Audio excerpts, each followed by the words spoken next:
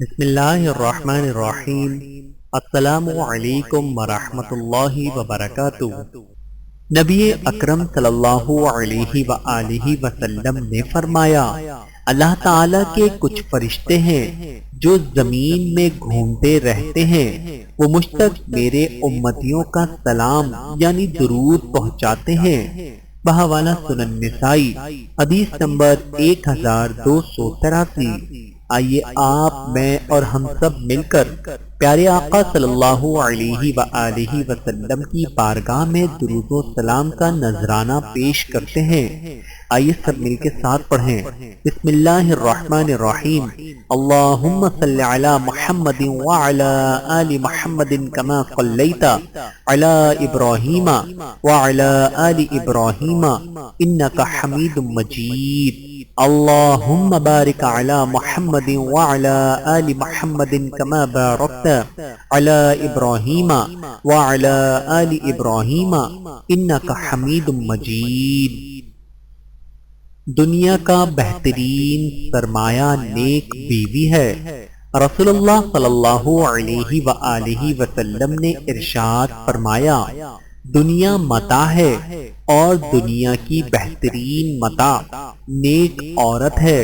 بحوالہ صحیح مسلم، حدیث نمبر 3649۔ ہاتھ اٹھا کر دعا مانگنا۔ رسول اللہ صلی اللہ علیہ وآلہ وسلم نے ارشاد فرمایا، تمہارا رب بہت باحیا اور کریم یعنی کرم کرنے والا ہے۔ جب اس کا بندہ اس کے سامنے اپنے دونوں ہاتھ اٹھاتا ہے تو انہیں خالی لوٹاتے ہوئے اسے اپنے بندے سے شرم آتی ہے۔ بحوالہ سنن ابو داؤد، حدیث نمبر 1488۔ اپنی پسند ناپسند دوسروں پر نافذ نہ کریں۔ رسول اللہ صلی اللہ علیہ وآلہ وسلم کے ارشاد مبارک میں ہے کہ جو تمہیں ناپسند ہو اس کو چھوڑ دو، لیکن کسی اور پر اس کو حرام نہ کرو۔ بحوالہ سنن ابو داؤد و سنن ابن ماجہ و سنن نسائی۔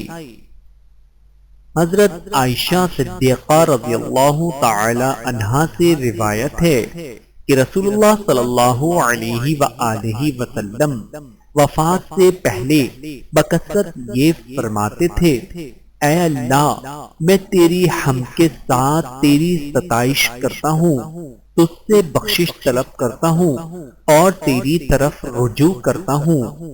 بحوالہ صحیح مسلم، حدیث نمبر 1086۔ رسول اللہ صلی اللہ علیہ وآلہ وسلم نے ارشاد فرمایا، خاموشی حکمت ہے مگر اس کو اختیار کرنے والے تھوڑے ہیں۔ بحوالہ شعیب الایمان، جلد 4، حدیث نمبر 5027۔ خادم کو کھانا کھلایا کریں۔ رسول اللہ صلی اللہ علیہ وآلہ وسلم نے ارشاد فرمایا، جب تم میں سے کسی کا خادم کھانا لے کر آئے تو اسے چاہیے کہ وہ خادم کو اپنے ساتھ بٹھائے یا یہ کہ اس میں سے اسے بھی دے۔ بحوالہ سنن ابن ماجہ، حدیث نمبر 3291۔ ناطے توڑنے والے کا گناہ۔ رسول اللہ صلی اللہ علیہ وآلہ وسلم نے ارشاد فرمایا، رشتے داری توڑنے والا جنت میں نہیں جائے گا۔ بحوالہ صحیح بخاری و صحیح مسلم و سنن ترمذی۔ موت کی تمنا کرنا منع ہے۔